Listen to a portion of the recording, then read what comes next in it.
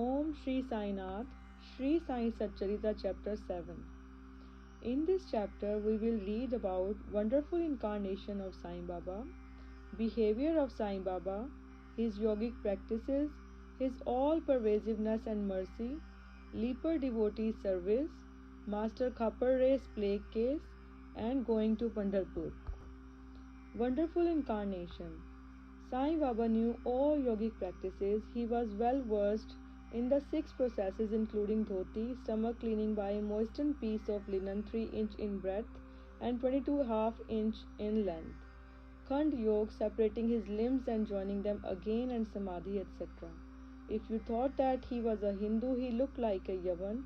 If you thought him to be a Yavan, he looked like a pious Hindu. No one definitely knew whether he was a Hindu or a Mohammedan.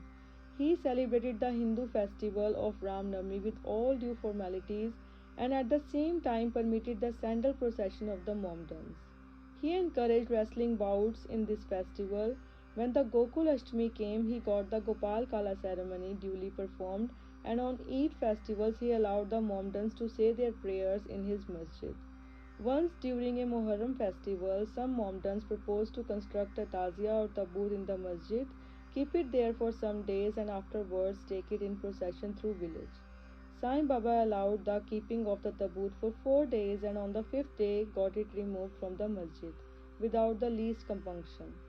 If we say that he was a Mohammedan, his ears were pierced, had holes according to Hindu custom. If you think that he was a Hindu, he advocated the practice of circumcision. Though according to Mr. Nana Sahib Chandorkar, who observed him closely, he was not himself circumcised. If you call him Hindu, he always lived in the masjid. If Mohammedan, he had always the dhuni sacred fire there, and the following things which are contrary to Mohammedan religion: grinding on the handmill, blowing of the conch and bells, oblation in the fire, bhajan, giving of food, and worship of Baba's feet by means of a ragge were allowed there. If you think that he was a Mohammedan, the best of Brahmins and Agnihotris, leaving aside their orthodox ways, fell prostrate at his feet. Those who went to make inquiries about his caste were dumbfounded and were captured by his darshan. So none could definitely decide whether Sai Baba was a Hindu or a Mohammedan. This is no wonder, for he who completely surrenders himself to the Lord by getting rid of his egoism and body consciousness, thus becomes one with him, and has nothing to do with any questions of caste or nationality. Baba saw no difference between any two castes and even between beings. He took meat and fish with fakirs, but did not grumble when dogs touched the dishes with their mouths. Such a unique and wonderful incarnation was Sai Baba. On account of the merits in my past birth, I had the good fortune to sit at his feet and enjoy his blessed company. The joy and delight I derived therefrom was incomparable. In fact, Sai Baba was pure Anand and consciousness. I cannot sufficiently describe him, his greatness and uniqueness. He who took delight at his feet was established in his own self. Many sannyasis, sadhaks, and all sorts of men aspiring for salvation came to Sai Baba. He always walked, talked, and laughed with them, and always uttered Allah Malik, God is the sole owner. He never liked discussion or disputation. He was always calm and controlled, though irritable at times, always preached Vedanta, and nobody knew till the last who was Baba. Princes and poor people were treated alike by him. He knew the inmost secrets of all, and when he gave expression to them, all were surprised. He was the repository of all knowledge, still he feigned ignorance. He also disliked honor. Such were the characteristics of Sai Baba. Though he had a human body, his deeds testified to his godhood. All people consider him as the God in Shirdi. Behavior of Sai Baba. Ignorant that I am, I cannot describe Baba's miracle. He got almost all the temples in Shirdi repaired. Through Tatya Patil, the temples of Shani, Ganpati, Shankar Parvati, village deity, and Maruti were put in order. His charity was also remarkable. The money he used to collect as dakshina was freely distributed, rupees 20 to some, rupees 15 or 50 to others every day. The recipients thought that this was pure charity money and Baba wished that it should be usefully employed. People benefited immensely by having Baba's darshan. Some became hale and hearty, wicked people were turned into good ones, leprosy was cured in some cases, many got their desires fulfilled. Without any medicine being put in the eyes, some blind men got back their sight and some lame ones got their limbs. Nobody could see the end of his extraordinary greatness. His fame spread far and wide, and pilgrims from all sides flocked to Shirdi. Baba had his asan near the dhuni and always rested there. He sat there in meditation, sometimes without a bath. He used to tie a small white turban on his head and wear a clean dhota round his waist and his shirt on his body. This was his attire in the beginning. He first practiced medicine in the village. He examined patients and gave medicines. He was always successful and he became famous as a Hakim. A curious case may be narrated here. One devotee had his eyes quite red and swollen. No doctor was available in Shirdi. The other devotees took him to Baba. In such cases, other doctors would use ointments, unjans, cow's milk, and camphorated drugs, etc. Baba's remedy was quite unique. He pounded some biba, some carpus anacardium marking nuts, and made 2 balls of them and thrust them on in each eye of the patient and wrapped a cloth bandage round them. Next day, the bandage was removed and water was poured over them. The inflammation subsided and the pupils became white and clear. Though the eyes are very delicate, the biba caused no hurt but removed the disease of the eyes. Many such cases were cured. This is only one instance in this regard. Baba's yogic practices. Baba knew all the processes and practices of yoga. 2 of them will be described here. First, dhoti kriya or cleansing process. Every third day, Baba went to the well near banyan tree at a considerable distance from the masjid, washed his mouth and had a bath. On one occasion, he was seen throwing up his intestines, cleaned them inside out, and placed them on a jam tree for drying. There are people in Shirdi who have actually seen this and who have testified to this fact. Ordinary dhoti is done by a moistened piece of linen 3-inch broad, 22.5 feet long.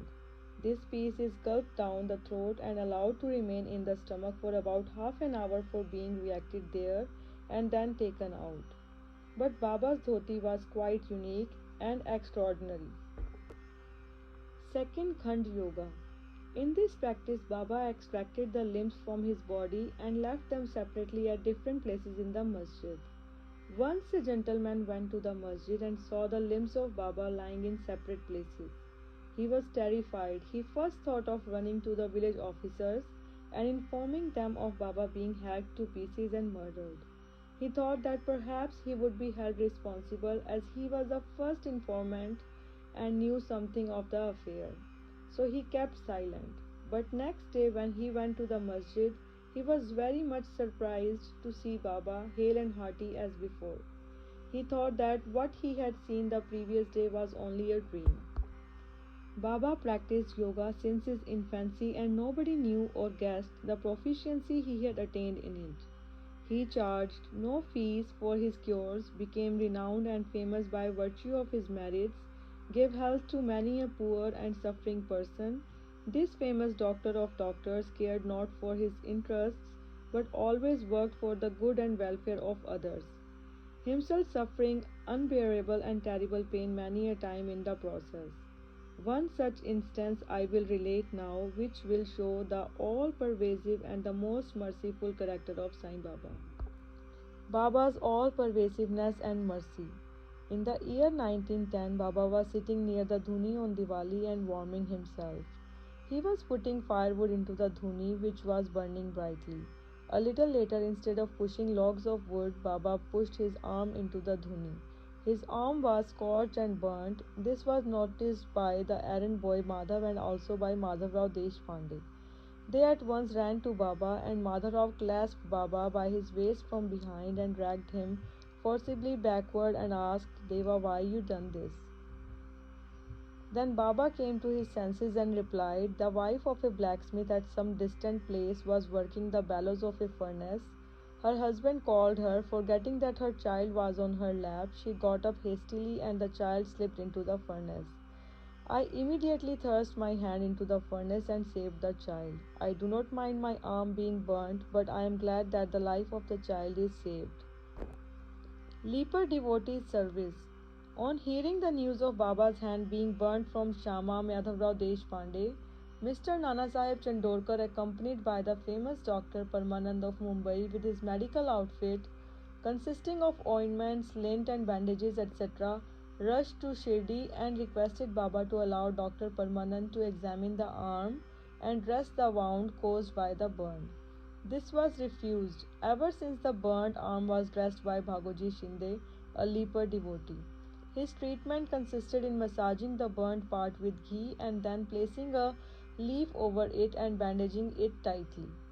Mr. Nanasaheb Chandorkar solicited Baba many a time to unfasten the bandages, get the wound examined, dressed, and treated by Dr. Parmanand with the object that it may heal fast. Dr. Parmanand himself made similar requests, but Baba postponed it by saying that Allah was his doctor and did not allow his arm to be examined. Dr. Parmanand's medicines were not exposed to the air of Shirdi and they remained intact, but he had the good fortune of getting a darshan of Baba. Bhagoji was allowed to treat the hand daily. After some days, the arm healed and all were happy. Still, we do not know whether any trace of pain was left or not. Every morning, Bhagoji went through his program of untying the bandages, massaging the arm with ghee, and tightly bandaging it again. This went on till Sai Baba's Samadhi. Sai Baba, a perfect Siddha, as he was allowed the Upasana service of Bhagoji to go on uninterrupted all along. When Baba started for Landi, Bhagoji held an umbrella over him and accompanied him. Every morning, when Baba sat near the post close to the dhuni, Bhagoji was present and started his service. Bhagoji was a sinner in his past birth. He was suffering from leprosy, his fingers had shrunk, his body was full of pus and smelling badly. Though outwardly he seemed so unfortunate, he was really very lucky and happy, for he was the premier servant of Baba and got the benefit of his company. Master Khaparde's plague case. I shall now relate another instance of Baba's wonderful Leela. Mrs. Khaparde, the wife of Mr. Dadasaheb Khaparde of Umravati, was staying at Shirdi with her young son for some days. One day the son got high fever, which further developed into bubonic plague. The mother was frightened and felt most uneasy. She thought of leaving the place for Amravati and went near Baba in the evening when he was coming near the Vada in his evening rounds for asking his permission. She informed him in a trembling tone that her dear young son was down with plague. Baba spoke kindly and softly to her, saying that the sky is beset with clouds, but they will melt and pass off and everything will be smooth and clear. So saying, he lifted up his kafni up to the waist and showed to all present four fully developed buboes as big as eggs and added, "See how I have to suffer for my devotees. Their difficulties are mine." Seeing this unique and extraordinary deed, the people were convinced as to how the saints suffer pain for their devotees. The hearts of the saints is softer than wax. It is soft in and out as butter. They love their devotees without any idea of gain and regard them as their true relatives. Going to Pandharpur. I shall now close this chapter after relating a story illustrating how Sai Baba loved his devotees and anticipated their wishes and movements. Mr. Nana Sahib Chandorkar, who was a great devotee of Baba, was Mamaltar at Nandurbar in Khandesh. He got an order of transfer to Pandharpur. His devotion to Sai Baba bore fruit as he got an order to go and stay at Pandharpur, which is regarded as the Bhavya Kund, heaven on the earth. Nana Sahib had to take immediate charge, so he left for the place without even writing or informing anybody at Shirdi. He wanted to give a surprise visit at Shirdi, his Pandharpur, see and salute his Vithoba Baba, and then proceed further. Nobody knew of Nana Sahib's departure for Shirdi, but Sai Baba knew all about this, as his eyes were everywhere. As soon as Nana Sahib approached Neem Gaon, a few miles from Shirdi, there was a stir in the masjid at Shirdi. Baba was sitting and talking with Mahalsapati Appa Shinde and Kashiram when he at once said, "Let us all four do some bhajan. The doors of Pandhari are open, let us sing merrily." Then they began to sing in chorus, the bhav of the song being, "I have to go to Pandharpur and I have to stay on there, for it is the house of my Lord." Baba sang and the devotees followed him.